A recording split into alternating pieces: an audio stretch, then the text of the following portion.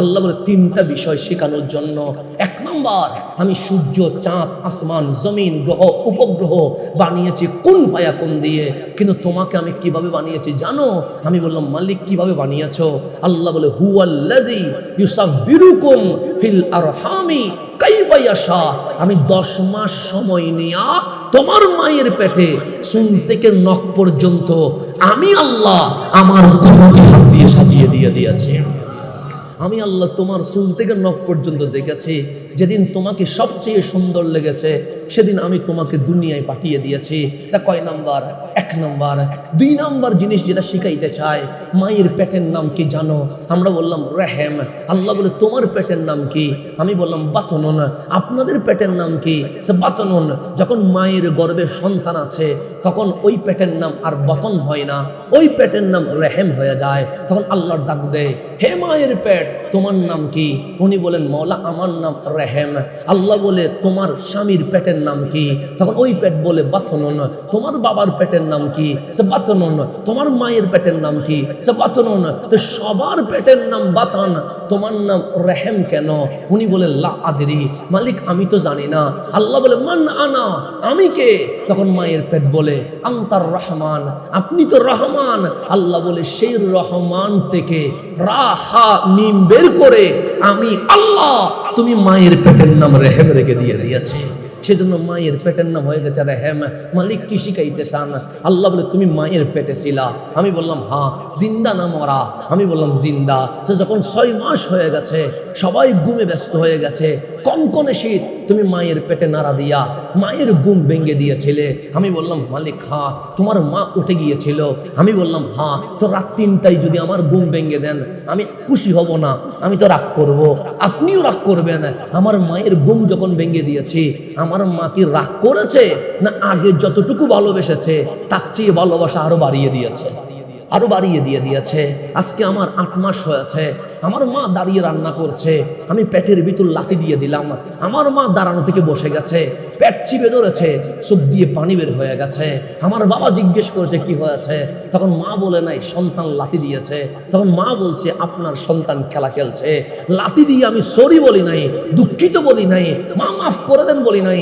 আমার মাকে লাথি দেওয়ার আগে যতটুকু ভালোবেসেছে, লাথি দেওয়ার পর আমার মায়ের ভালোবাসা কোটি গুণ বেড়ে গেছে। আজ আমার 10 মাস হয়ে গেছে, মায়ের প্রসব বেদনা উঠে গেছে। আমি যদি আপনাকে ঘুষি মেরে 2 ফোঁটা রক্ত বের করে দেই, আপনি জীবনেও আমাকে ক্ষমা করবেন না, আপনি কাল হাসরের ময়দানেও আল্লাহর দরবারে বিচার দিবেন। আজ আমার মা জানে এই সন্তানকে জন্ম দিতে গেলে হয়তোবা দুনিয়া ছেড়ে চলে যেতে হবে, কিন্তু আমার মা চলে গেছে হসপিটালে। আমি যখন বের হচ্ছি আমার মায়ের শরীরের সমস্ত রক্ত বের করে দিয়েছি, কিন্তু আমার মা কি রাগ করেছে না ভালোবাসা আরো বাড়িয়ে দিয়েছে? আল্লাহ বলে বান্দারে তোর মা যে তোকে বারবার তুই কষ্ট দেওয়ার পরেও ভালোবাসা বাড়িয়েছে, কারণ কি? আমি বললাম মালিক আপনার ভালোবাসা 100% থেকে 1% ভালোবাসা আমার মাকে দিয়েছিলেন, সেই কারণে আমি লাথি মারার পরেও আমার মা আমাকে ভালোবেসেছে, আমি রক্ত বের করে দেওয়ার পরেও আমার মা আমাকে ভালোবেসেছে। আল্লাহ বলে 1% ভালোবাসার কারণে মা যদি সন্তানকে এত ভালোবাসতে পারে, আমি আল্লাহ 99 ভাগ ভালোবাসা তোর জন্য রেখে দিয়েছি। সুতরাং 1000 গুনাহ করলে ফিরে আয়, রহমান জীবনের উপর রহমান করে দিয়ে দিবে। আমাদের বাংলাদেশে মাহফিলের বিষয় দেওয়ার সময় শুধু বলেন নারীর পর্দা। ইসলাম শুধু নারীর পর্দা নিয়ে মাহফিল করে না, নারীরও যেমন পর্দা আছে ঠিক তেমনি পুরুষেরও কি আছে? পর্দা আছে।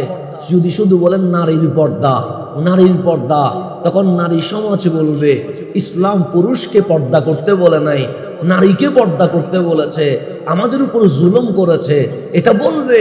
সেই জন্য আল্লাহ পাক কোরআনে যেখানে নারীর পর্দার কথা বলেছে, এর আগে আমার মালিক পুরুষের পর্দার মাহফিল করেছে। তাহলে আগে পুরুষের পর্দা, পরে নারীর পর্দা। আমরা যে বলি ইসলাম কায়েম করতে হবে, ইসলাম কায়েম বাহিরে পরে, আগে নিজের মধ্যে করতে হবে, এরপর পরিবারের মধ্যে করতে হবে, এরপর সমাজের মধ্যে করতে হবে, এরপর রাষ্ট্রের মধ্যে করতে হবে। এখন নিজেই ইসলাম মানি না, আমি যদি বলি ইসলাম কায়েম করব, তাহলে আমার মাধ্যমে কখনো এই পৃথিবীতে ইসলাম কায়েম হবে না। শুধু ইসলামী দল করলে হবে না, আগে নিজেকে আগা গোড়া মুসলমান হওয়ারও দরকার আছে না নাই? আছে। দেখুন গভীর মনোযোগ, ইসলাম হক, এতে কোনো সন্দেহ নেই। আছে? নাই। কেন নাই? কারণ আমি যদি বলি সন্দেহ নাই, শুধু বললে তো হবে না। আমি আপনি শুধু যদি বলি ইসলাম হক, এতে কোনো সন্দেহ নাই, তা আপনি বিশ্বাস করবেন?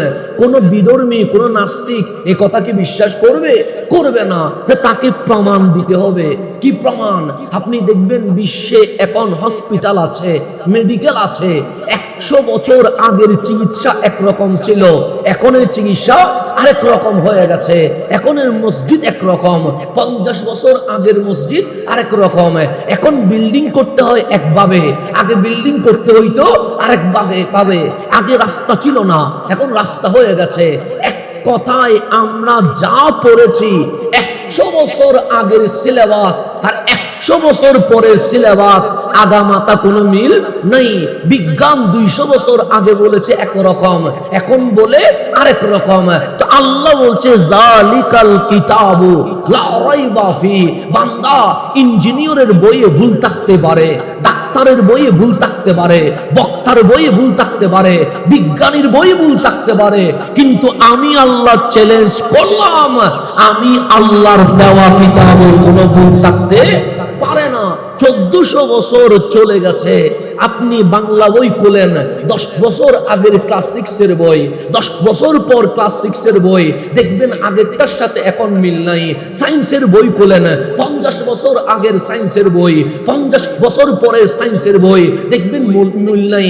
আর্টসের বই খুলেন, 10 বছর আগের, 10 বছর পরের, দেখবেন মিল নাই। কমার্সের সূত্রগুলো খুলেন, দেখবেন 50 বছর আগে আর 50 বছর পরে, দেখবেন কোনো মিল নাই। আপনি চিকিৎসা বিজ্ঞান খুলেন, দেখবেন 100 বছর আগের চিকিৎসা, 100 বছর পরের চিকিৎসা, দেখবেন কোনো মিল নাই। আর আমার আল্লাহ বলে, বান্দা, যেখানে 50 বছর আগে আর পরে পরিবর্তন হয়ে গেছে, সেখানে আল কোরআনে সন্দেহ নাই। কেন জানো? আমরা বললাম কেন? আমার মালিক বলে 1400 বছর রয়ে গেছে, আল কোরআন তোমাদের মাঝে রয়ে গেছে। আল কোরআনের একটা শব্দ চেঞ্জ না হওয়া, কোরআন হক, নবী হক, ইসলাম হক, কালিমা হক, এটার প্রমাণ হয়ে গেছে। কোরআনের কোনো পরিবর্তন আছে নাই? পৃথিবীর সব বইয়ের পরিবর্তন আছে। এখানে আমাদের অধ্যক্ষ হুজুর আছেন, ওনাকে জিজ্ঞেস করেন, হুজুর 5 বছর আগের সিলেবাস, 5 বছর পরে সিলেবাস কি মিল আছে? বলবেন মিল নেই। আমরা যে সাহিত্য বাংলা পড়েছি, এখন মাদ্রাসায় যে বাংলা সাহিত্য পড়ছে, সেখানে গদ্য পদ্যের মধ্যে কোনো মিল নাই। তাহলে দুনিয়ার সিস্টেমে দেখা যায়, যখন আবহাওয়া, পরিবেশ, পরিস্থিতি চেঞ্জ হয়ে যায়, তখন মানুষের বইগুলো কি হয়ে যায়? চেঞ্জ হয়ে যায়। আগে একরকম চলেছে, এখন আরেক রকম চলে। এখন যদি কেউ বলে ঘোড়ায় চড়ে আমি ঢাকায় যাব, কেউ মানবে না। এখন যদি বলে আমি গাঁদায় চড়ে এক বাজার থেকে আরেক বাজার যাব, কেউ মানে না। কেন? সিস্টেম কি হয়ে গেছে? চেঞ্জ হয়ে গেছে। বাংলাদেশের সংবিধান খুলেন, দেখবেন বছর পর পর গিয়ে এই দ্বারা চেঞ্জ করতে হয়, ওই দ্বারা চেঞ্জ করতে হয়। আইন ল খুলেন, আদালতে গিয়ে দেখবেন এই আইন চেঞ্জ হয়ে গেছে, ওই আইন রহিত হয়ে গেছে। কিন্তু আমার আল্লাহ বলে 1400 বছর চলে গেছে, আল কোরআনের একটা হুকুমও চেঞ্জ করতে হয় নাই। কেন? যদি ভুল থাকে চেঞ্জ করতে হয়, যেখানে ভুল থাকে না সেখানে চেঞ্জ করার দরকার নাই। তো এখন আসেন, কোরআন হক, ইসলাম হক, আমার রসুল হক, এটারও একটা দলিল দরকার আছে না নাই? আছে, দলিল লাগবে। ইসলাম দলিল দিয়ে, সেজন্য অন্য কোন ধর্ম অন্ধবিশ্বাস করতে পারে, এতে কোনো আপত্তি নেই। কিন্তু আল্লাহ কোরআন নাজিল করার সময় প্রথমে বলে নাই কুল হু আল্লাহু আহাদ, এটা বলে নাই। প্রথমে বলে নাই আলহামদুলিল্লাহি রাব্বিল আলামিন, এটা বলে নাই। প্রথমে বলে নাই আল্লাহু লা ইলাহা ইল্লা হুয়াল হাইয়ুল কাইয়ুম, এটা বলে নাই। সর্বপ্রথম বলেছে ইকরা, পড়ো, গবেষণা করো, স্টাডি করো। কেন? আল্লাহ বলে বান্দারে সবকিছু আবেগে হতে পারে, কিন্তু ইসলাম আবেগ দিয়ে নয়। আমি আল্লাহ বলছি যত বেশি পড়বা ইসলাম কালিমা আল্লাহ হক, এটা তোমার মাঝেই প্রমাণ হয়ে যাবে। তাহলে পড়ালেখার দরকার আছে না নাই? আছে। পৃথিবীতে আল্লাহ যা সৃষ্টি করেছে, সৃষ্টির পিছনে একটা আল্লাহর মাকসাদ, উদ্দেশ্য আছে। উদ্দেশ্য ছাড়া আল্লাহ কখনো কিছু সৃষ্টি করে নাই। আল্লাহ আমাকে সৃষ্টি করেছে, এর পিছনে আল্লাহর মাকসাদ আছে। আল্লাহ আপনাকে সৃষ্টি করেছে, এর পিছনে আল্লাহর কিছু দাবি দেওয়া আছে না নাই? আছে। এই জমিন, আসমান, সমুদ্র, পাহাড় সবকিছু সৃষ্টি করে আল্লাহ বললেন সিরু ফিল আরদ, বান্দা জমিনে ভ্রমণ করো। আমরাও তো ভ্রমণ করি, ছুটি পাইলে কক্সবাজার চলে যায়, ছুটি পাইলে সেন্ট মার্টিন চলে যায়, ছুটি পাইলে রাঙ্গামাটি চলে যায়, ছুটি পাইলে বান্দরবন চলে যায়, ছুটি পাইলে সিলেটের চা বাগান জাফলং দেখতে চলে যায়, আরো বেশি ছুটি পাইলে বিদেশেও চলে যায়। তো আল্লাহ বলে হ্যাঁ তোমরাও ভ্রমণ করো, কিন্তু আমি আল্লাহ সেই ভ্রমণের কথা বলছি না। সিরু ফিল আরদ, জমিনে ভ্রমণ করবা, শুধু দেখবা না, বিবেক দিয়েও গবেষণা করবা। কেন? সৃষ্টি যত কিছু দেখবা তখনই তোমার মাঝে ওই সৃষ্টির যিনি স্রষ্টা সেই আল্লাহর উপর ঈমান আরো বেশি মজবুত হয়ে যাবে। সৃষ্টি দেখলে স্রষ্টার উপর ঈমান কি হয়ে যায়?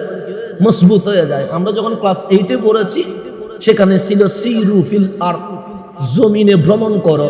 নাচতে নাচতে নয়, গাইতে গাইতে নয়, উলঙ্গপনা করতে নয়, গবেষণা করার জন্য ভ্রমণ করতে হয়।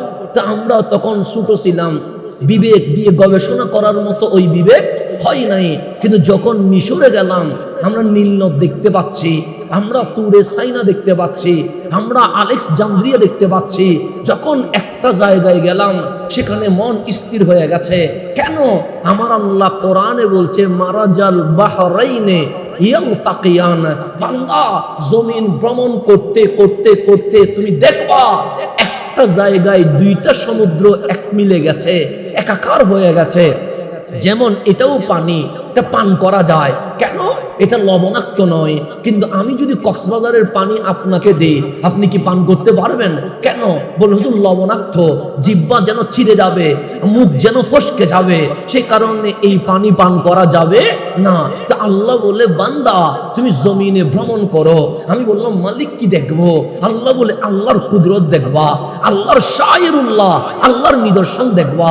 মালিক বলে তুমি ঘুরতে ঘুরতে দেখবা মারাজাল বাহরাইনে ইয়ালতাকিয়ান, দুটা সমুদ্র মিলে একাকার হয়ে গেছে। একটার নাম নহরে নাইল, নীল নদ। নীল নদের পানি পান করা যায়। সেজন্য আমাদের বাংলাদেশে 10 হাত ঢুকলে পানি পাওয়া যায়, 20 হাত গেলে পানি পাওয়া যায়, 100 হাত গেলে পানি পাওয়া যায়। কিন্তু মিশর যেহেতু মরুভূমির দেশ, সেখানে 100 হাত গেলেও পানি পাওয়া যায় না। শুধুমাত্র একটা নদী আছে, এটার নাম নীল নদ। ওই নদীর পানি দিয়ে শুধু মিশর নয় 7টা দেশের মানুষ পানি পান করে। নীল নদের পানি নাই, মিশরের মানুষ মারা যাবে, 7টা দেশের মানুষ মারা যাবে। নীল নদের পানি আছে, এই পানি দিয়ে 7টা দেশের মানুষ থাকবে। আমার রাসূল বলে নীল নদের পানি জান্নাত থেকে আগমন করেছে। নীল নদের পানিরও ফজিলত আছে। নীল নদের পানি কি করা যায়? পান করা যায়। তা আল্লাহ বলছে মারাজাল বাহরাইনে ইয়ালতাকিয়ান, দুটা সমুদ্র মিলে গেছে।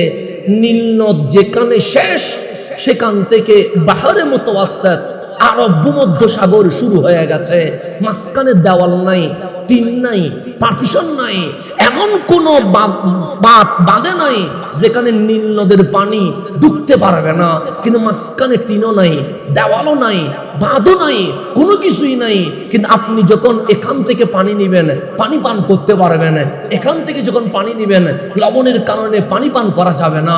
তা আল্লাহ বলছে বান্দা একটা জায়গা আছে মারাজাল বাহরাইনে ইয়ালতাকিয়ান, দুইটা সমুদ্র মিলে একাকার হয়ে গেছে। তো এই পানিতে যদি চিনি মিশায় শরবত হয়ে যাবে, লবণ মিশায় অরসাইন হয়ে যাবে, ট্যাং মিশায় পানির রং থাকবে না, ট্যাঙ্কের কালার হয়ে যাবে। কেন? পানি বলে তুমি যা দিবা আমি সেটাই হব। কালো দিলে কালো হব, লাল দিলে লাল হব, সবুজ দিলে সবুজ হব। কিন্তু আপনি যখন ওই মাজমাউল বাহরাইনে যাবেন, যেখানে দুইটা সমুদ্র মিলে একাকার হয়ে গেছে, মাঝখানে দেওয়ালও নাই, টিনও নাই, কোনো কিছুই নাই, কিন্তু নীল নদের পানি আরব ভূমধ্য সাগরে ঢুকে না, আরব ভূমধ্য সাগরের পানি নীল নদে ঢুকে না। আল্লাহ বলে সিরু ফিল আরদ, বান্দা জমিনে ভ্রমণ করো। কেন? আল্লাহর কুদরত তুমি খুঁজে পাবা। তো যখন ওই মাজমাউল বাহরাইনে পৌঁছে গেলাম, নীল নদ আরব ভূমধ্য সাগর মিলে গেছে, আপনার মন প্রশ্ন করবে, কিরে এই নীল নদের পানি আরব ভূমধ্য সাগরে ঢুকো না কেন? কিরে আরব ভূমধ্য সাগরের পানি তোমার ঢেউয়ে নীল নদে ঢুকো না কেন? তখন আল্লাহ উত্তর দেয়, ফাবি আইয়ি আলাই রাব্বিকুমা তুকাজ্জিবান।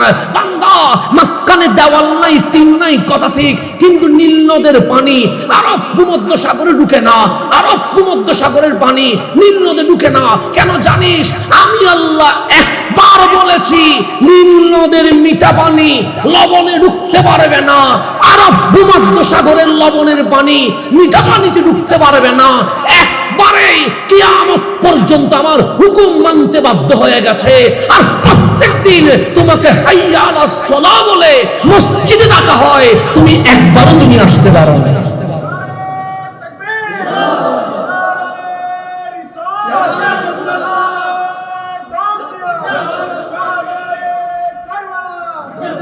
তাহলে পানি আল্লাহর হুকুম মানে, কিন্তু বান্দা হইয়ে আমরা হাইয়া আলাস সালাহ বলার পরেও আল্লাহর হুকুম মানতে পারি নাই।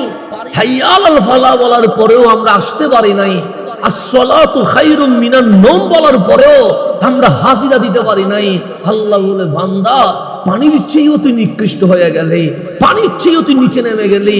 পানিকে শুধু একবার বলেছি মিশা যাবে না, পানি আমার হুকুমের সামনে মাথা নত করে দিয়েছে। আর তোমাকে আমি আশরাফুল মাখলুকাত বানায়া সবার সেরা বানিয়েছি, এরপরেও তুমি আমার হুকুম মানতে পারো নাই। আল্লাহ কোরআন দিয়ে বলছে, আফালা তাকিলুন, এখনো তুমি বিবেক দিয়ে ভাবছো না, আফালা তাতাফাক্কারুন, এখনো তুমি গবেষণা করছো না। সেজন্য যেখানে যাবেন চোখ দিয়ে দেখবেন, বিবেক দিয়ে ভাববেন, দেখবেন এখানে একটা পুকুর আছে, সেখানেও তো মাছ আছে, সাপ আছে, হয়তোবা ছোট ছোট কাঁকড়াও আছে। এর চেয়ে একটু বড় নদীতে যাবেন, দেখবেন কচ্ছপ আছে। এর চেয়ে বড় সমুদ্রে যাবেন, দেখবেন হাঙ্গর, তিমির মতো বড় বড় প্রাণী আছে, ওগুলোর দিকে তাকাবেন। আমার মালিক বলে, আফালা তাকিলুন, তুমি কি এখনো ভাববা না? মালিক কি ভাবতাম? আল্লাহ বলে, ওখানে প্রাণীগুলোর দিকে তাকাও। আমরা যখন প্রাণীর দিকে তাকাইলাম, দেখবেন প্রত্যেক প্রাণীর মাথা আছে, হাঙ্গরেরও মাথা আছে, তিমি মাছেরও মাথা আছে, সাপেরও মাথা আছে, মাছেরও মাথা আছে। সমস্ত মাথা মনে হবে 24 ঘন্টা মাওলার কদমে সিজদা দিয়ে আছে।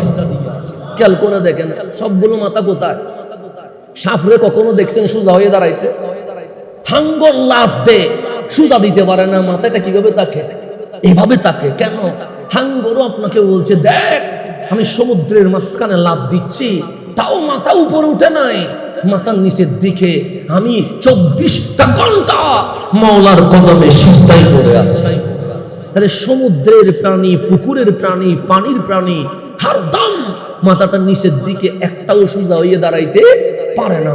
এখন আপনি আপনার ঘরেও কিছু প্রাণী আছে, তো আপনার ঘরে মুরগি আছে, আপনার ঘরে ছাগল আছে, আপনার ঘরে গরু আছে, এগুলোর দিকেও তাকাবেন, দেখবেন গরু দাঁড়ায় না, গরুও যেন রুকুতে আছে। দেখবেন মুরগি দাঁড়াইতে পারে না, মুরগির মাথাটাও রুকুর মধ্যে আছে। দেখবেন বিড়াল সোজা হয়ে দাঁড়াইতে পারে না, যেন মনে হবে এটা রুকুতে আছে। কুকুরের মাথার দিকে খেয়াল করবেন, দেখবেন সোজা দাঁড়াইতে পারে না, মাথাটা রুকুর মধ্যে আছে। আল্লাহ বলে, বান্দা সমুদ্রের যত প্রাণী আছে সমস্ত প্রাণীর মাথা সিজদায়, আর জমিনের উপরে সেটা বাঘ হোক, সিংহ হোক, ছাগল হোক, মুরগি হোক, তার মাথা রুকুর মধ্যে আছে। কিন্তু আপনি নিজের দিকে তাকান, আপনার মাথাটা মালিক উপরে দিয়ে দিয়েছেন। ছাগলও খায়, গরুও খায়, খাওয়ার সময় মাথা নিচে চলে গেছে। আমি খাচ্ছি, মাথা নিচে যাচ্ছে না, পানি নিলেও মাথা নিচে যায় না, খাবার নিলেও মাথা নিচে যায় না। আল্লাহরে জিজ্ঞেস করেন, মালিক সব তো তোমার সৃষ্টি। আল্লাহ বলে, হ্যাঁ, লাহু মুলকুস সামাওয়াতি ওয়াল আরদ, হ্যাঁ সবগুলো আমার সৃষ্টি। মালিক সমুদ্রের মাথাগুলো যেন সিজদায় রয়ে গেছে, জমিনের সৃষ্টির মাথাগুলো মাথাগুলো যেন রুকুতে রয়ে গেছে। কিন্তু আল্লাহ বলে, বান্দার তোর মাথা কোথায়? আমি বললাম, মালিক দুইটা হাত দিয়া, মাঝখানে একটা বক্ষ দিয়া, আমার মাথা উপরে। আল্লাহ বলে, এই মাথা কি কখনো সূর্যের সামনে ঝুঁকেছিল? আমি বলি, ঝুঁকে নাই। চাঁদের সামনে ঝুঁকছিল? আমি বলি, ঝুঁকি নাই। পাথরের সামনে ঝুঁকছে? আমি বলি, ঝুঁকি নাই। মাওলা বলে, আরে খাবারের সামনে কি কখনো ঝুঁকেছে? আমি বলি, ঝুঁকে নাই। আল্লাহ বলে, কেন ঝুঁকে নাই? আমি বলি, মালিক আমি জানি না। আল্লাহ বলে, কেন জানিস? আমি বললাম, কেন? আল্লাহ বলে, রাজার মাথাটা উপরে থাকতে হয়, গোলামের মাথাটা নিচে থাকতে হয়। বান্দারে, তোরে গোলাম করে বানাই নাই, আশরাফুল মাখলুকাত বানায়া মাথা সবার উপরে দিয়া বিশ্ব সৃষ্টির মাঝে প্রমাণ করে দিলাম, আমি আল্লাহ আমার বান্দারে সাধারণ সৃষ্টি হিসেবে বানাই নাই, আমার বান্দারে আমি আল্লাহর খলিফা হিসেবে বানিয়েছি। খলিফা মানে রাজা। রাজার মাথা কখন নিচে থাকবে? হ্যাঁ, রাজার মাথা কখন নিচে থাকবে? ওয়াইজ ক্বালা রাব্বুকা লিল মালাইকাতি ইন্নী জাইলুন ফিল আরদি খলিফা। ফিল আরদি খলিফা বলেছেন। কেন খলিফা বলছে? খলিফা মানে কি? যিনি বাদশা। তা আল্লাহ বলে, সৃষ্টি জগতে আমি আল্লাহর খলিফা, আমি বাঘ সিংহরে নির্বাচিত করি নাই, আমার বান্দারে নির্বাচিত করেছি। সুতরাং আমার বান্দার মাথাটা উপরে দিয়া আমি বিশ্ব সৃষ্টির মাঝে এটাই প্রমাণ করেছি, সৃষ্টিকুলে বান্দাই সেরা, বান্দার চেয়ে সেরা আর কেউ হইতে। সেজন্য কোরআন যখন খুলবেন, সর্বপ্রথম দেখবেন লেখা আছে বিসমিল্লাহির রহমানির। আছে না নাই? বিসমিল্লাহর উপরে কিছু আছে না? বিসমিল্লাহর নিচে আলহামদুলিল্লাহ, বিসমিল্লাহর নিচে আলিফ লাম মিম। কোরআন মানে কি? কোরআন মানে আল্লাহ বান্দার সাথে কথা বলা, এটার নাম কোরআন। যতবার কোরআন খুলবেন ততবার বিশ্বাস করবেন আপনার সাথে কেউ কথা বলছে না, যিনি কথা বলছেন উনি কে? আল্লাহ। সেজন্য তাওরাত খুলবেন, ইনজিল খুলবেন, জবুর খুলবেন, বাইবেল খুলবেন, ওল্ড টেস্টিমেন্ট খুলবেন, নিউ টেস্টিমেন্ট খুলবেন, যত আসমানি সহিফা আছে, অংশ বিশেষ বাকি আছে, এগুলো খুলে দেখবেন। দেখবেন আল্লাহ বান্দাকে ডাইরেক্ট কোথাও ডাকে নাই। যখনই আল্লাহ আপনার সাথে আমার সাথে কথা বলতে চেয়েছে তখনই বলেছে, ইয়া নূহ, হে আমার নূহ, আপনি উম্মতকে বলে দেন।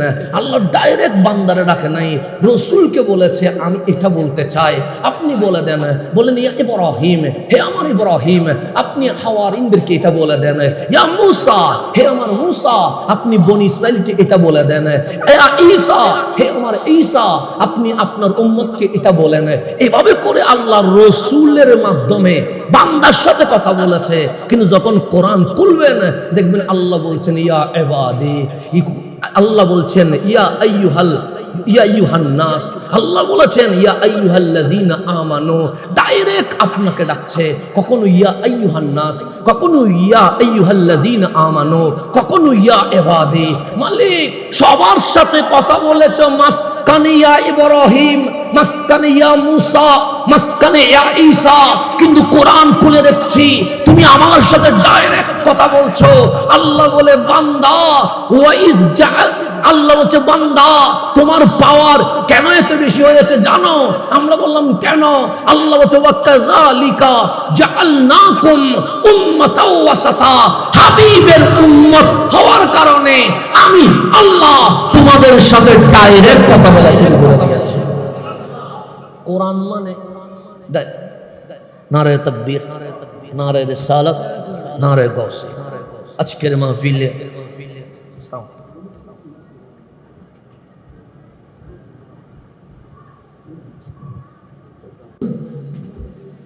আমাদের হযরতে সুলতানুল আরাফিন বাইজিদ বুস্তামি রাদিয়াল্লাহু তাআলা দরগা পরিচালনা কমিটির মান্যবর সাধারণ সম্পাদক, আমার শ্রদ্ধেয় চাচা যান, আপনাদের আমাদের এই এলাকারই কৃতি সন্তান সৈয়দ মোহাম্মদ হাবিবুর রহমান সরদার, উনি তশরিফ আবরি করেছেন এবং আমাদের বাইজিদা থানা যুব সেনার মান্যবর নেতৃবৃন্দ উপস্থিত হয়েছেন।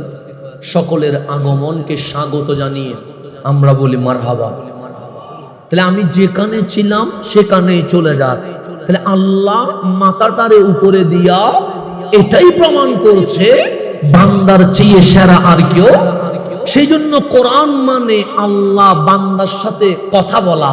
সেই কারণে আল্লাহ বলছে ইয়া ইবাদি ইয়া আইয়ুহাল্লাযীনা আমানু ইয়া আইয়ুহান নাস, এভাবে করে আমার মালিক ডাইরেক্ট কথা বলছে। এইরকম নিয়ামত অন্য কোন নবীর উম্মত পায় নাই।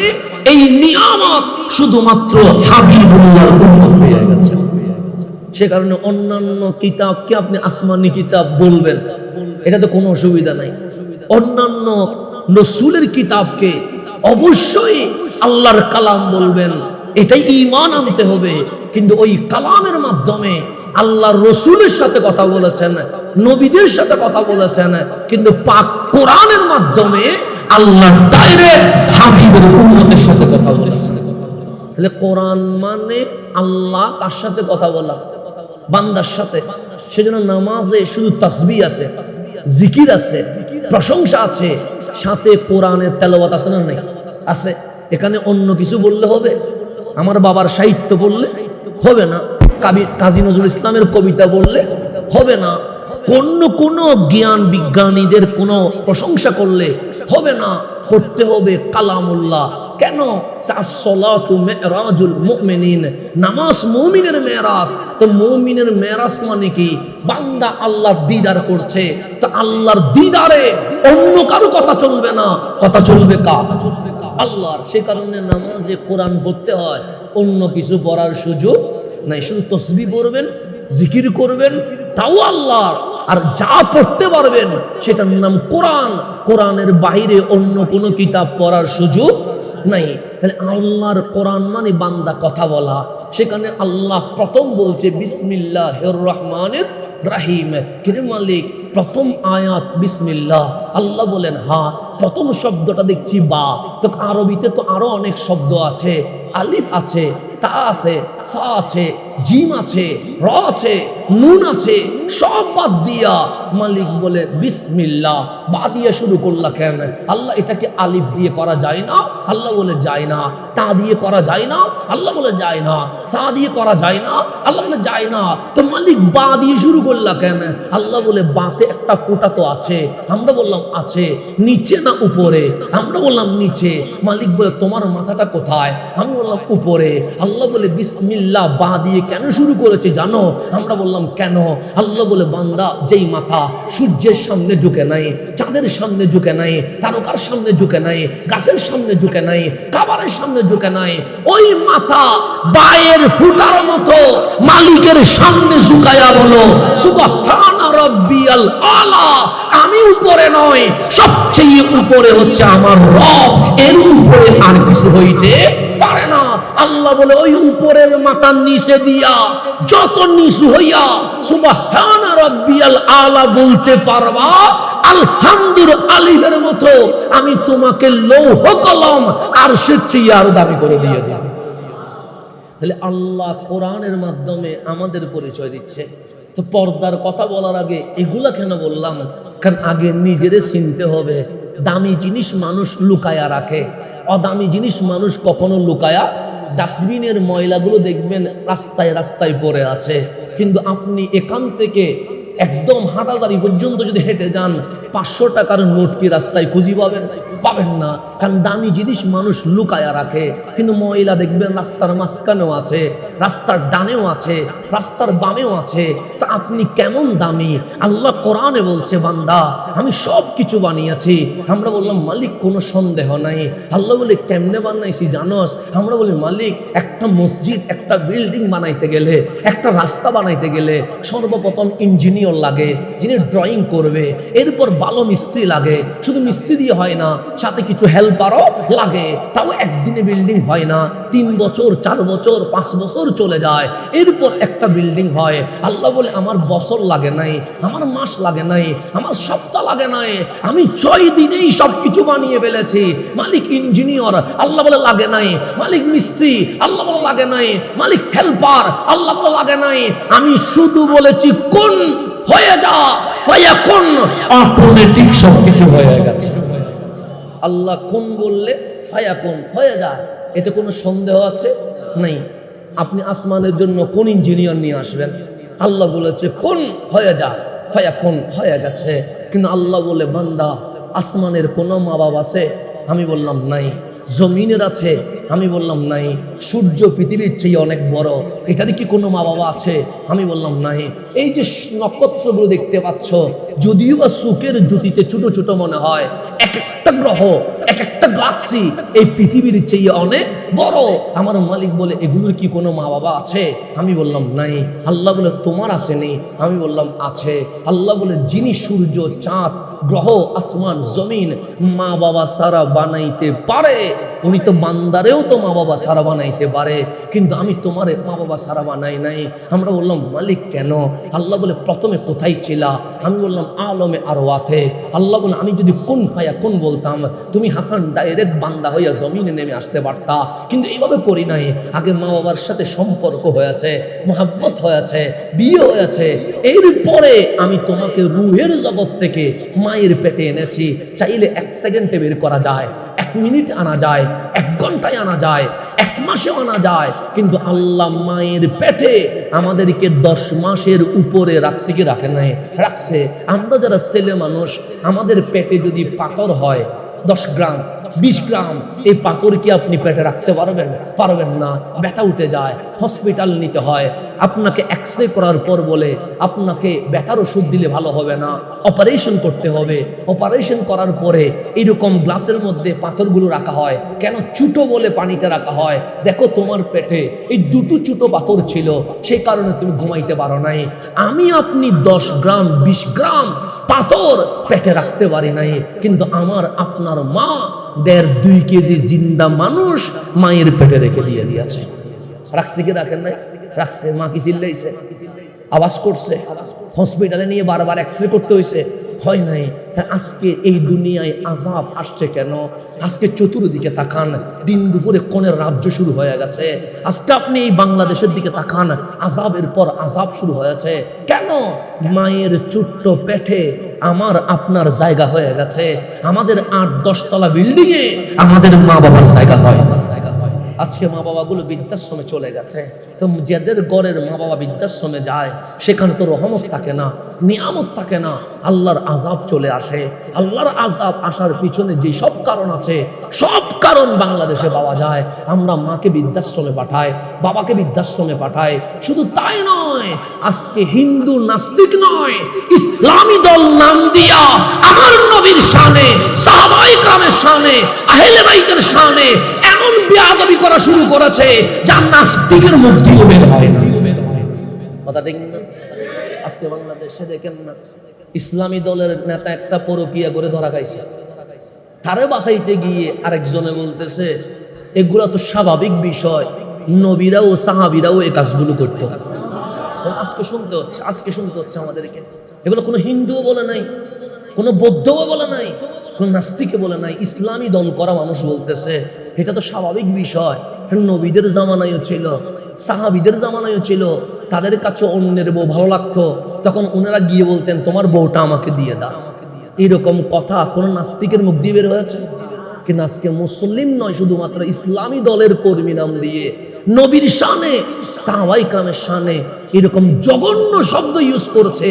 কিন্তু শাহজালালের বাংলায় প্রতিবাদ করার মতো মানুষ কোথায় পাওয়া যাচ্ছে? ঈমান কতটুকু নিচে নেমে গেছে। রসুলের শানে বিয়াদবি করার পরেও আমাদের জবান কি হয়ে গেছে? বন্ধ হয়ে গেছে। সাহাবায়ে কেরামের ব্যাপারে জঘন্য মিথ্যা তুহমত দেওয়ার পরেও আমরা তাকে বাঁচানোর জন্য বিভিন্ন কথা বলছি। যেখানে দলের ঈমানের চেয়ে দল বড় হয়ে যায়, সেখানে আর ইসলাম থাকার কোনো সুযোগ নাই। আল্লাহ যেন আমাদেরকে বোঝার তৌফিক নসিব করে। যখন নবীর শানে বিয়াদবি হবে তখন গজব আসবে, সাহাবায়ে কেরামের শানে যখন বিয়াদবি হবে তখন গজব আসবে, আহলে বাইতের শানে যখন বিয়াদবি হবে তখন গজব আসবে, মা বাবার শানে যখন বিয়াদবি হবে তখন গজব আসবে, গালাগালি যখন বাড়বে গজব আসবে, মিথ্যা যখন বাড়বে গজব আসবে, 2 নাম্বারে যখন বাড়বে গজব আসবে। আজকে বাংলাদেশে দেখবেন গজব আযাব আসার যত কারণ আছে, সব কারণ এই বাংলাদেশে বিদ্যমান আছে। আছে না? আছে, কোনো কারণ বাদ নাই। আপনি যেখানে বাজারে যাবেন দেখবেন ওজনে কয় নাম্বার হয়ে গেছে, 2 নাম্বার হয়ে গেছে। নেতার কাছে যাবেন, মুখে বলে একরকম, ভিতরে রাখে আরেক রকম। আলেমের কাছে পর্যন্ত আজকে ইসলামটা কি নাই? নিরাপদ নাই, আমার কাছে পর্যন্ত আজকে সত্য কথা বলতে আমাদের মুখ দিয়েও পর্যন্ত বাধা হয়ে যায়, তাহলে ইসলাম আমার কাছে নিরাপদ থাকার কথা, সেখানে ইসলাম নাম দেওয়ার পরেও আমাদের মুখ দিয়ে সঠিক কথা বের হয় না, তাহলে আযাব না আসে কি শান্তি আসবে নাকি?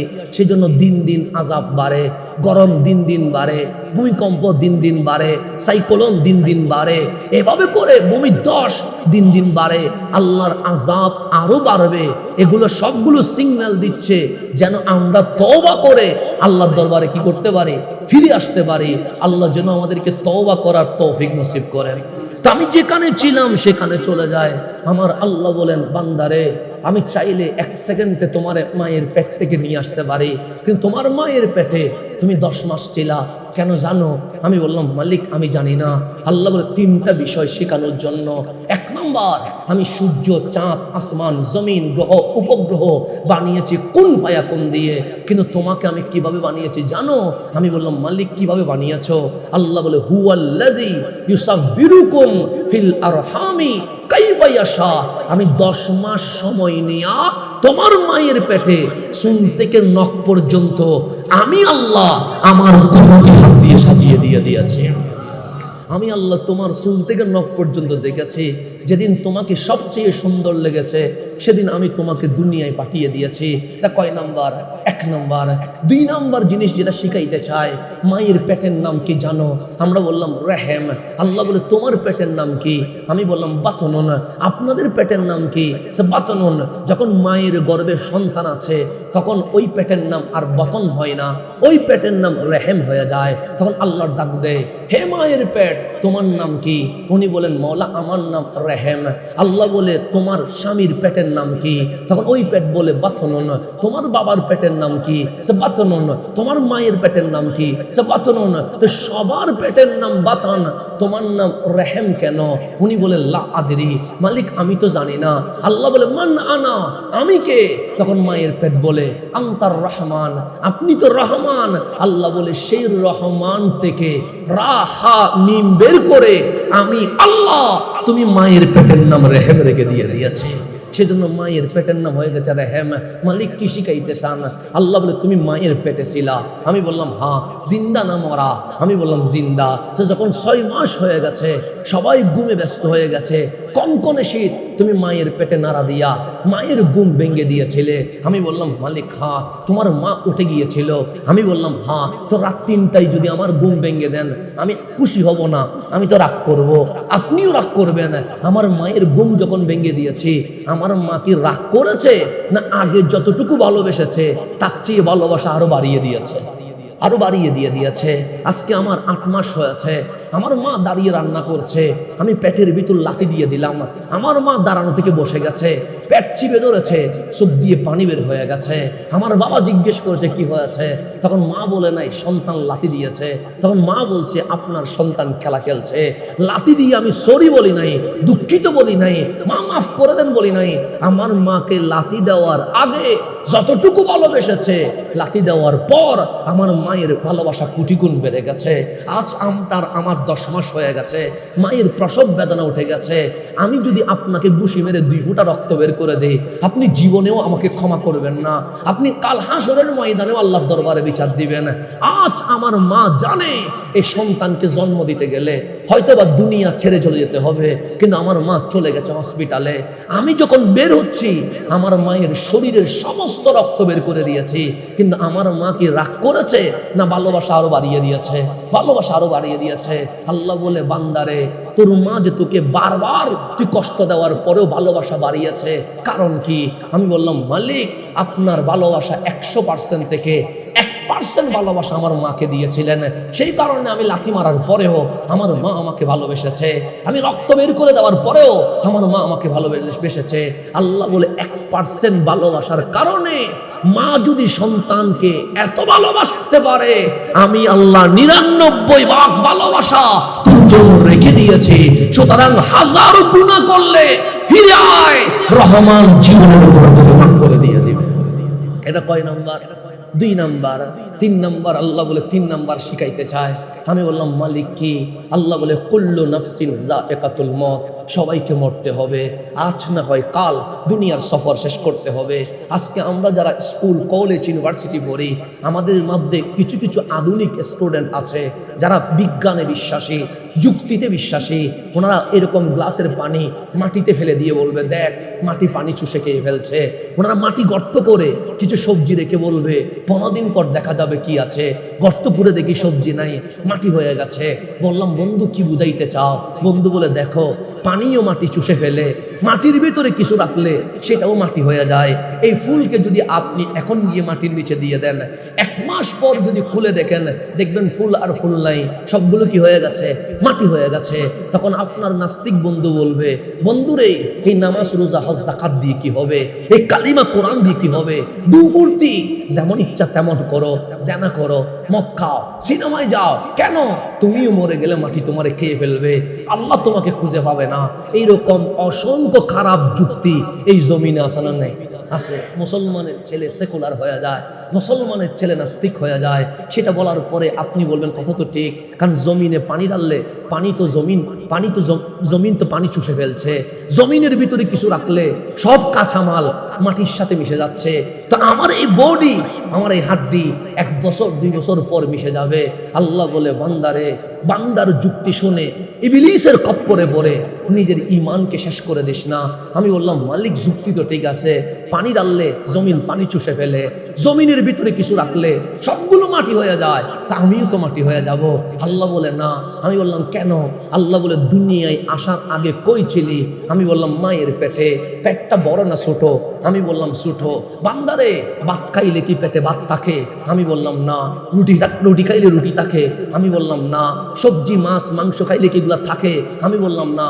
সব কি হয়ে যায়? গোবর হয়ে যায়। আল্লাহ বলে, তুই যে মায়ের পেটে ছিলি, তুই কি গোবর হয়ে গেছিলি? আমি বললাম, না।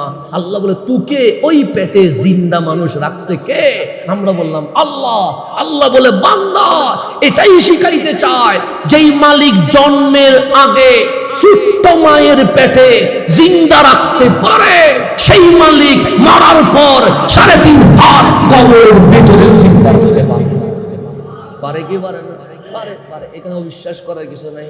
সেজন্য আল্লাহ মায়ের পেটে আমারে আনছে, না হলে আল্লাহ সূর্যের মতো আমারে বানাই ফেলতেন, চাঁদের মতো আমারে বানাই ফেলতেন, আসমান জমিনের মতো আমারে বানাই ফেলতেন, গ্রহ উপগ্রহের মতো আমারে সৃষ্টি করতে পারতেন। আল্লাহ এটাই শিখাইতে চায়, যেই মালিক ছোট্ট মায়ের পেটে জিন্দা রাখতে পারে, সেই মালিক অন্ধকার কবরেও জিন্দা রাখতে পারে। সেই জন্য কবরে গেলে বলতে হয়, আসসালামু আলাইকুম ইয়া আহলাল কবর। মরারে কেউ সালাম দেয় না, জিন্দারে সালাম দিতে হয়। তো কবরে গেলে সালাম দিলেন কেন? এটা বোঝানোর জন্য, আমরা মাটির উপরে জিন্দা, ওনারা মাটির নিচে জিন্দা। জিন্দারে মানুষ সালাম দেয়। সেজন্য কবরস্থানে গেলে সর্বপ্রথম ফাতিহা নয়, সর্বপ্রথম ইখলাস নয়, সর্বপ্রথম দরুদ নয়, সর্বপ্রথম কি দিতে হয়? সালাম দিতে হয়। কেন? মরারে সালাম দেওয়া যায় না, সালাম দিতে হয় জিন্দারে। সেজন্য আমার রাসূল বলে, উম্মত যদি উম্মতের মতো হয়, আল্লাহর বান্দা যদি বান্দার মতো হয়, কবরে যাইতে দেরি, উপরে 3.5 হাত মনে হইলেও আমি নবী বলছি, রাউদাতুম মিন রিয়াদিল জান্নাহ, ভিতরে এটা জান্নাতুল ফেরদৌসের বাগান হয়ে গেছে। এটা জান্নাতের বাগান হয়ে গেছে। এটা 3.5 হাত নাই, আপনি উপরে 3.5 হাত মনে হচ্ছে, ভিতরে এটা 3.5 হাত নাই। এটা জান্নাতুল ফেরদৌসের কি হয়ে গেছে? বাগান হয়ে গেছে। আর খারাপ হইলে সেটা হুফরা, জাহান্নামের আগুনের কূপ হয়ে গেছে। কারো কবরের নিয়ামত চলছে, কারো কবরে কিয়ামত চলছে। তা আমি এটা বললাম কেন? আল্লাহ বলে একটা জিনিস বুঝাইতে চায়, লাকাদ খালাকনাল ইনসানা ফি আহসানি তাকওয়িম। আমার বান্দার চেয়ে সুন্দর আমি আল্লাহ আর কাউরে বানাই নাই। তো বান্দা আল্লাহর কাছে গুরুত্বপূর্ণ বলে এই বান্দারে আল্লাহ রসুলও দিয়েছে, সাথে কোরআনও দিয়ে দিয়েছে। এখন আসেন, আমি পর্দার দিকে যাচ্ছি, গভীর মনোযোগ। এখন আমাদের চেয়ে সেরা আর কেউ নাই, এইটা বিশ্বাস হয় কি হয় না? হয়। এখন আসেন, আমার রসুল মক্কার জমিনে এসে 40 বছর দাওয়াত দেয় নাই। কয় বছর? 40 বছর দাওয়াত দেয় নাই। কেন দেয় নাই? রসুলের চলা, রসুলের হাঁটা, রসুলের বসা, রসুলের লেনদেন, রসুলের সংসার, রসুলের চলাফেরা, রসুলের আচরণ, এটা আল্লাহ দেখাইতে চায়। আপনি যদি এখন দেখেন হাজিপাড়া, এটা তো আমাদেরই এলাকা, কথা ঠিক না? তো এই সমাজে চলতে গিয়ে আমাদের অসংখ্য ভুল আছে না? নাই আছে, স্বাভাবিক বিষয়। আপনি যখন আমার ভুল তালাশ করবেন, হাজারো ভুল আছে, কারণ বান্দা তো মানুষ, তো মানুষের ভুল হতে পারে কি পারে না? পারে। আমি তো মাসুম না যে আমি সঠিক কাজ করব। আমার হয়তোবা চলতে গেলেও ভুল হইতে পারে। সে কারণে আমরা যারা বক্তব্য রাখি আমাদের ভুল আরো বেশি হয়। সে কারণে আমাদের উচিত মাহফিল শেষ করতে দেরি যেন তওবা করতে দেরি না হয়। কারণ আমরা যদি কথা বলি আমাদের মধ্যে কি হবে? ভুল হবে বেশি। কারণ যেহেতু বক্তা মানুষ, কথা বলতে হয়। তো এক জায়গায় তো 1 ঘন্টা 1.5 ঘন্টা মাহফিল করলে আপনি পুরো মাসে কত ঘন্টা মাহফিল করতে হয়।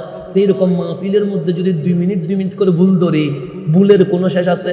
নাই। তা আপনি যদি আমার ভুল তালাশ করেন, লক্ষ কোটি ভুল আমার আছে। আমি যদি আপনার ভুল তালাশ করি, আমিও হাজারো ভুল কি পাবো, খুঁজে পাবো। এটাই তো স্বাভাবিক। সেই জন্যই তো আল্লাহর হাবিব বলেছেন যে বান্দার দোষ গোপন করে আল্লাহ কাল হাসরের ময়দানে সেই বান্দার দোষ আল্লাহ নিজে গোপন করে ফেলবে। সেই জন্য বান্দার দোষ দেখলে এটা কি করতে হয়? গোপন করতে হয়। এটা এলানের বিষয় না, এটা কি করার বিষয়? আল্লাহ বলে দুনিয়াতে কারো দোষ তুমি গোপন করে ফেলো, আমি কাল হাসরে তোমাকে লজ্জিত করব না। আমি আল্লাহ আমার সত্তারিয়তের পর্দার ভিতরে ঢুকায়া তোমার দোষগুলো গোপন করে মাফ করে তোমাকে জান্নাত দিয়ে দিব। তা আমাদের অনেক দোষ আছে না? নাই। তা আমার রসুল আসলেন দুনিয়ায় 40 বছর কি দেয় নাই? দাওয়াত দেয় নাই। কেন দেয় নাই? কারণ 40 বছর পর্যন্ত আল্লাহ চাচ্ছে মক্কার মানুষ নবীকে দেখুক। কারণ মানুষ ভুল করে জওয়ান কালে সিনেমায় চায়, যৌবন কালে মদ খায়, যৌবন কালে তাসকেলা খেলে, যৌবন কালে গুনাহ করে, যৌবন কালে 40 বছর পার হইলে দেখবেন যে জীবনে নামাজ পড়ে নাই সেও মসজিদে আসা শুরু করে। হয় না? বৃদ্ধ হয়ে গেলে মানুষের ভিতরে কি চলে আসে? ভয় চলে আসে, যে আল্লাহর ভয় চলে আসে। সে কারণ মানুষের বয়স তো হয়ে গেছে, পিঠ ব্যথা করে, পা ব্যথা করে, মাথা ব্যথা করে। এখন আগের মতো করে 50 কেজি চাউলের বস্তা আলগাইতে পারে না। এখন মনের ভিতরে ভয় ঢুকে গেছে, হয়তো আজ না হয় কাল মরে যেতে হবে, নামাজটা একটু পড়ি না। 40 বছর পর মানুষ কি হয়? মুসল্লি হয়। আর আল্লাহ 40 বছর পর্যন্ত মক্কার মানুষকে রসুল কিরকম দেখিয়েছে। রসুল আসছে কোন জামানায়? জামানার নাম জাহেলিয়ত, মুরুক্কতার জামানা, জামানার নাম জুলুমাত। এমন কোন পাপ নাই যেই পাপ ওই জামানায় হয় নাই। বাংলাদেশেও মত আছে, কিন্তু ওপেনে নয়, গোপনে আছে। আর সেই সময় মানুষ ওপেনে কি খায়? মদ খায়। বাংলাদেশেও দর্শন আছে, কিন্তু সেই সময় মানুষ রাস্তায় দর্শন করত। বাংলাদেশেও গুনাহ হয়, কিন্তু আমার নবীর জামানায় খানায়ে কাবার সামনে নারী পুরুষ কাপড় খুলে ফেলে। এইরকম জামানা আর হইতে পারে না। সেই জামানায় আসছে রহমতুল্লিল। 40 বছর পরে মক্কার মানুষ সাক্ষী দিচ্ছে, এই জামানায় যদি মাসুম, নিষ্পাপ, নির্ভুল কাউকে দেখতে হয়, ওনার নাম রহমতুল্লিল। আবু জাহেলও সাক্ষী দিচ্ছে এই নবীটা ভালো, আবু লাহাবও সাক্ষী দিচ্ছে উনি ভালো, উতবাও সাক্ষী দিচ্ছে উনি ভালো, সাইবাও সাক্ষী দিচ্ছে উনি ভালো, উমাইয়াও সাক্ষী দিচ্ছে উনি ভালো। হ্যাঁ, আমাদের সাথে বিরোধ হইতে পারে, কিন্তু আমরা মক্কার মানুষ সাক্ষী দিচ্ছি এই নবী কখনো মিথ্যা বলে নাই। শত্রু যার প্রশংসা করছে ওনার নাম রহমতুল্লিল। 40 বছর, কয় বছর? রসুল বিয়ে আগে করলেন, দাওয়াত দিলেন, পরে রসুলের সংসারে আওলাদ আগে আসলেন, দাওয়াত দিলেন পরে। এখন আগে সেরাক দিতে হয় গড়ে, তারপর সেরাক দিতে হয় বাহিরে। প্রথমে গড় আলোকিত, এরপর বাহির আলোকিত। গড় অন্ধকার করে বাহিরে আলো দেওয়ার কোনো দরকার। আমার নবী গারে হেরার মধ্যে রিয়াজতের মধ্যে আসে। আল্লাহ ডাক দিলেন, হাবিব শুধু নিজে নামাজ পড়লে হবে? আপনার উম্মতকে কি দাওয়াত দিবেন না নামাজের? শুধু কালিমা আপনি জিকির করলে হবে, লা ইলাহা ইল্লাল্লাহ। আমার বান্দারে কালিমার দাওয়াত দিয়া তাদেরকে কি ইসলামের পতাকা তলে আনবেন না? হাবিব বলে, মওলা আমি 40টা বছর রিয়াজতের মধ্যে আছি, কখন আপনার হুকুম আসবে? যদি আজকেই হুকুম আসে, আমি নবী আজকে থেকে দাওয়াত দিতে প্রস্তুত আছি। আল্লাহ বলেন, ইকরা বিইসমি রাব্বিকাল্লাযী খালাক। আওয়াজ চলে এসেছে। অর্ডার চলে এসেছে। আমার নবীজি গারে হেরা থেকে নেমে আগে মক্কাবাসী যে ডাকে নাই, সর্বপ্রথম দৌড় দিয়া ঘরে গেছেন, ডাক দিয়ে বলেন ইয়া খাদিজা জাম্মিলুনি জাম্মিলুনি, খাদিজা একটু চাদর দাও না। আম্মাজান খাদিজা চাদর দিয়ে রসুলের গাকে আবৃত করলেন, রসুলে পাক কাঁপতে লাগলেন। আম্মাজান খাদিজা বললেন ইয়া রাসূলুল্লাহ, 15 বছরের সংসার হয়ে গেছে, আপনি রসুল কতবার বাহিরে গেলেন, কতবার ভিতরে আসলেন, একটা বারও তো কখনো বলেন নাই জাম্মিলুনি জাম্মিলুনি, আমাকে চাদর দাও, চাদর দাও। আজকে এমন কি হয়ে গেছে, আপনি নবীর শরীর কাঁপছে, গায়ের জ্বর উঠে গেছে, আপনার চাদর লাগছে। আমার নবী বলে যা জিবরিল, আমার কাছে জিবরিল এসেছে, যেই লৌহে মাহফুজের কোরআন কারো কাছে আসতে পারে নাই, ওই কোরআন আমি নবীর বক্ষ মুবারকে নাযিল হয়ে গেছে। সর্বপ্রথম দাওয়াত দিচ্ছে নিজের স্ত্রীকে, ওনার নাম আম্মাজান খাদিজাতুল। যেমন আমি হাজি পাড়ায় আসছি, আমি 1.5-2 ঘন্টা আসি, আমি সুন্দর করে অভিনয় করলে সভাপতি হুজুরও বলবে ভালো মানুষ, প্রধান অতিথিও বলবে ভালো মানুষ, হাজিবারের মানুষও বলবে ভালো মানুষ। কারণ 2-1 ঘন্টা কি করা যায়, অভিনয় করা যায়, কিন্তু আসলে আমি মানুষটা ভালো না খারাপ এটা সাক্ষী দিতে পারবে কে? স্ত্রী। কেন? দিনেও দেখে, রাতেও দেখে, মেজাজ ভালো থাকলে তখনও দেখে, মেজাজ খারাপ থাকলে তখনও দেখে। সেজন্য আল্লাহর হাবিব বলে স্ত্রী সাক্ষী আল্লাহর কাছে কবুল হয়ে যায়। কারো স্ত্রী যদি বলে মওলা আমার স্বামীর মতো ভালো আর কেউ হতে পারে না, রসুলে পাক বলে স্ত্রী সাক্ষী স্বামী জান্নাতে যাওয়ার জন্য যথেষ্ট হয়ে গেছে। কেন? স্ত্রী জানে মানুষটা আসলে ভালো না খারাপ, এটা স্ত্রীর চেয়ে বেশি কেউ জানে না। আম্মাজান খাদিজাতুল কুবরাকে দাওয়াত দিলেন, খাদিজা আমি 3টা দাওয়াত দিতে চাই। ইয়া রাসূলুল্লাহ বলেন, 1 নাম্বার দাওয়াত লা ইলাহা ইল্লাল্লাহ, 2 নাম্বার দাওয়াত আনা রাসূলুল্লাহ, 3 নাম্বার দাওয়াত এই যে ইকরা বিইসমি রাব্বিকাল্লাযী খালাক করলাম, এগুলো আমার কথা নয়, ইন্নাহু লাকুরআনুন কারীম, এটাই কোরআনে কারীম। আম্মাজান খাদিজা এটা হাজিবারার খাদিজা নয়, এটা রাসূলের খাদিজা, এটা বড় আলেমা, এটা তাওরাত কিতাবের মুফাসসিরা ছিলেন, এটা ইনজিল কিতাবের মুফাসসিরা ছিলেন, এটা জানে হক নবী কোনটা, হক রাসূল কোনটা। উনি বললেন মান জা ইয়া রাসূলুল্লাহ, আপনার কাছে কে এসেছে? আমার নবী বলে রাইসুল মালায়েকা, ফেরেশতাদের সর্দার জিবরিল আমিন, আমি নবীর কদমে হাজির হয়ে গেছে।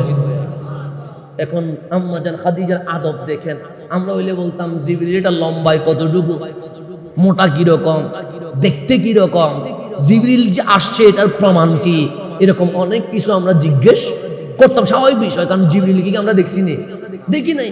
কিন্তু আম্মাজান খাদিজাতুল কুবরা বললেন মান জা, কে এসেছে? আমার নবী বলে যা জিবরিল, জিবরিল আসছে, রুহুল আমিন আসছে। আম্মাজান খাদিজা নেকাব পড়লেন, স্বামীর সামনে নেকাব পড়তে হয় না, কিন্তু আম্মাজান খাদিজা নেকাব পরে এসে বললেন ইয়া রাসূলুল্লাহ, যে জিবরিলকে আপনি দেখেছেন সেই জিবরিলকে কি দেখা যায়? আমার নবী আসমানের দিকে তাকায়া বলেন নাম রাআইতু আল আন, হ্যাঁ আমি এখন দেখতে পাচ্ছি। আম্মাজান খাদিজা নেকাব করলেন, খুলে বললেন ইয়া রাসূলুল্লাহ এখন দেখা যায়নি। আমার নবী আসমানের দিকে তাকায়া বলেন এখন তো দেখা যায় না। আবার নেকাব করলেন, ইয়া রাসূলুল্লাহ এখন দেখা যায়নি। হ্যাঁ এখন দেখা যায়। আবার নেকাব করলেন, এখন দেখা যায়। আমার নবী বলেন এখন তো দেখা যায় না। আম্মাজান খাদিজা আবার নেকাব করলেন, এখন কি দেখা যায়? আমার নবী বলেন হ্যাঁ হ্যাঁ এখন দেখা যায়। আবার নেকাব করলেন, দেখা যায়নি, সে দেখা যায় না। আম্মাজান খাদিজা বলেন বাস লা শাক্কা ওয়ালা রাইবা আনতা রাসূলুল্লাহ, কোনো সন্দেহ নাই আপনি রাসূল, আমি খাদিজা কালিমা পড়ে মুসলমান হয়ে গেছি। সর্বপ্রথম কালিমা পড়ে মুসলমান হয়েছেন, ওনার নাম আম্মাজান খাদিজাতুল কুবরা রাদিয়াল্লাহু তাআলা আনহা। বললেন আমার আর জেগেছি, সন্দেহ নাই আপনি রহমতুল লিল। আমার নবী বললেন ওরে খাদিজা, খাদিজা তুমি তো কোনো প্রশ্নই আমারে করলা না, নেকাব পড়লা আর কুল্লা, এর মধ্যে তুমি কেমনে বুঝলা আমি হক? তখন হযরতে আম্মাজান খাদিজা বললেন ইয়া রাসূলুল্লাহ, যখন আমার গায়ে নেকাব তখন তো জিবরিল ছিল। আমার নবী বলে হ্যাঁ ছিল।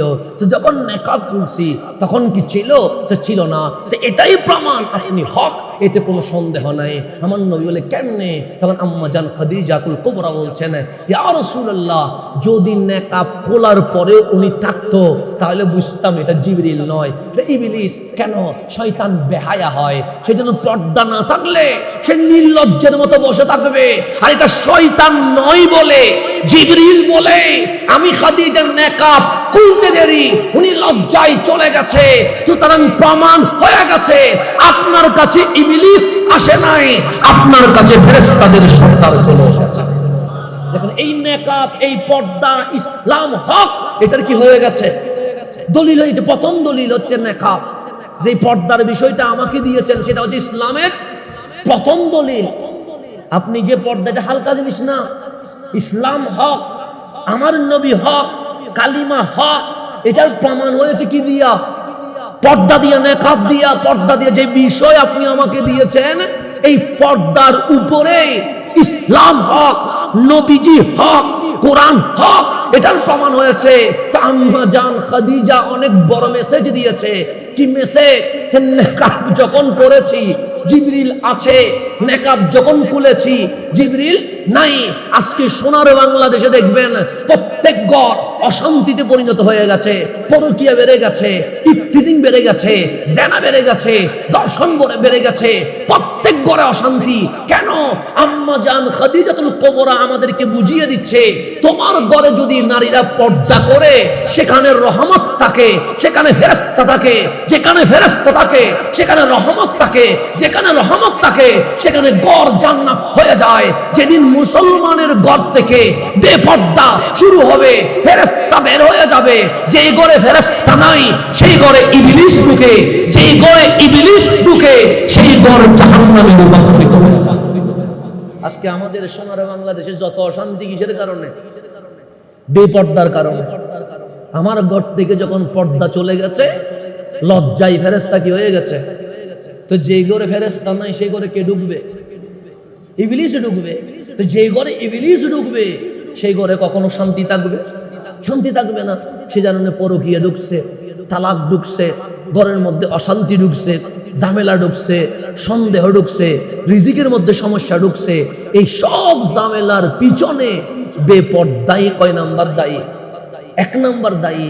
সেজন্য পর্দা চলে গেছে, ফেরেশতাও চলে গেছে, রহমতও চলে গেছে, পর্দা ঢুকে গেছে, ফেরেশতাও ঢুকছে, মালিকের রহমতও কি হয়ে গেছে? ঢুকে গেছে।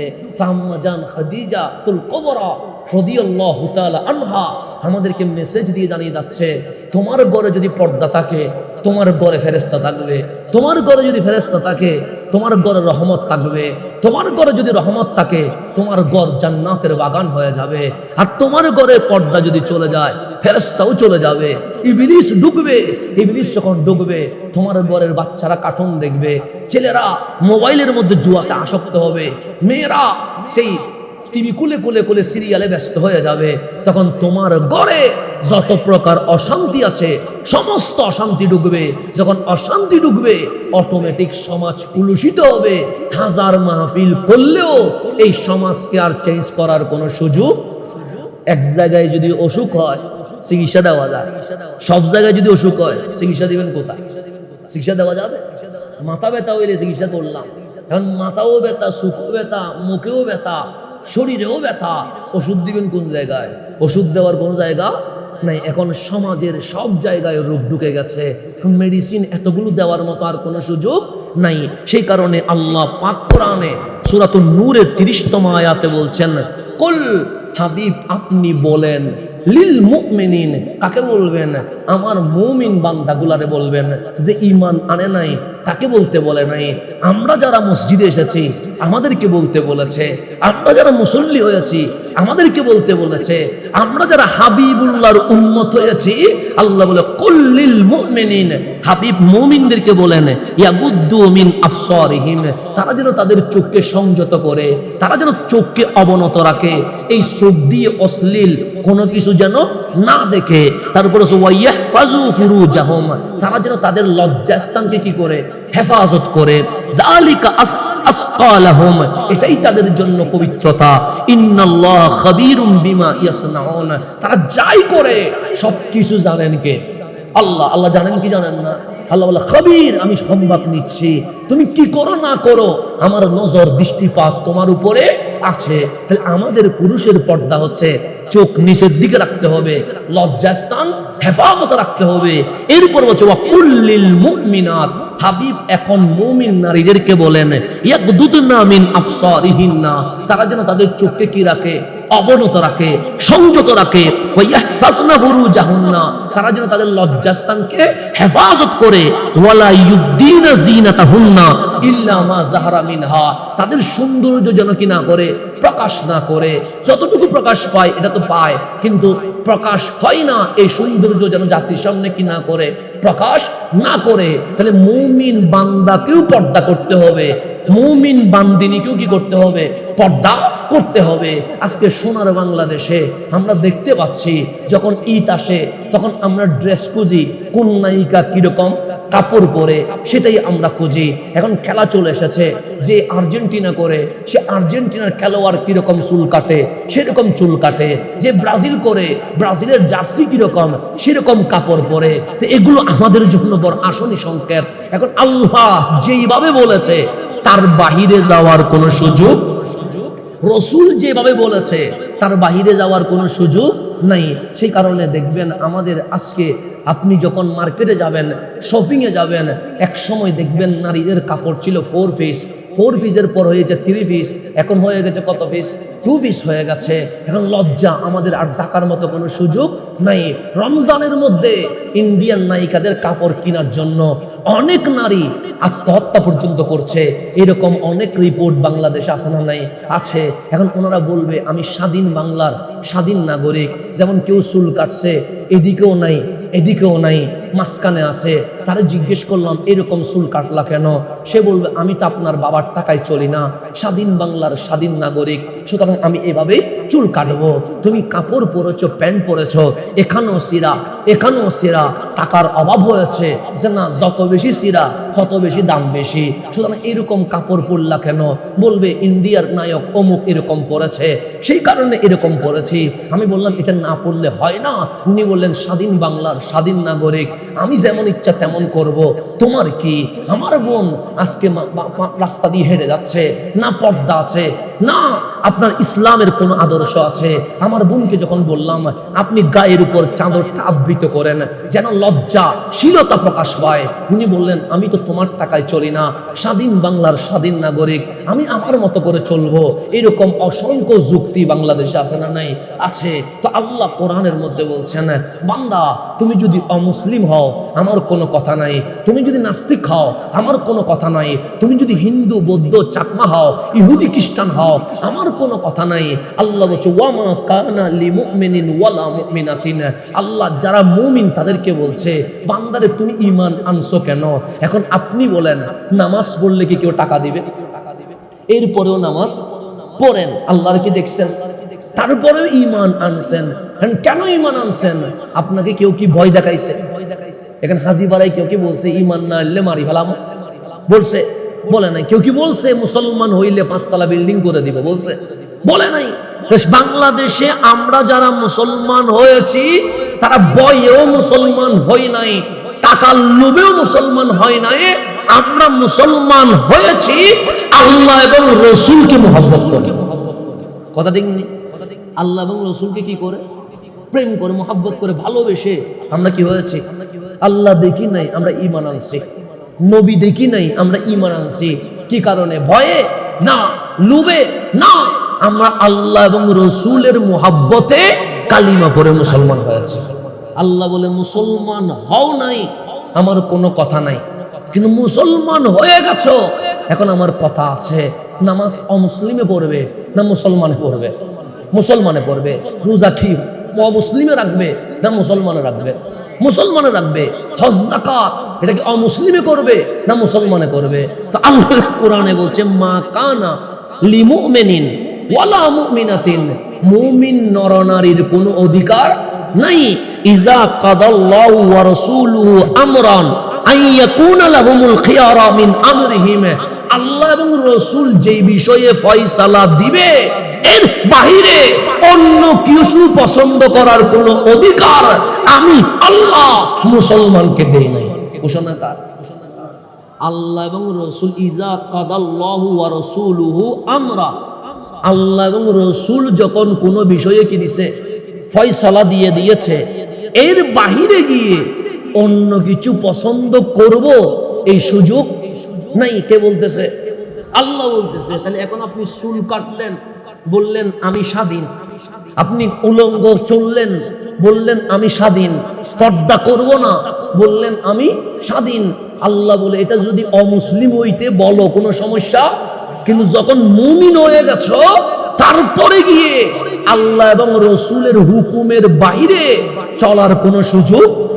যেমন আপনি চুল যেমন ইচ্ছা তেমন কাটবেন।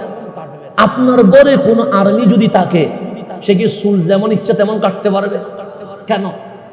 সেও তো স্বাধীন বাংলাদেশের নাগরিক, সেও তো কারো বাবার টাকায় চলে না, সেও তো চাকরি করে টাকা পায়া চলে। কিন্তু একজন আর্মি চাইলে এদিকে এদিকে কেটে মাঝখানে রাখতে পারবে না। কেন? তখন বলবে আমি আর্মি, আমাকে আর্মির ল অনুযায়ী চলতে হবে। পুলিশকে আপনি চাইলে সাধারণ কোন ড্রেস যেমন ইচ্ছা তেমন পরাইতে পারবেন না, তাকে পুলিশের যে ইউনিফর্ম আছে সেটাই পরাইতে হবে। কেন? সে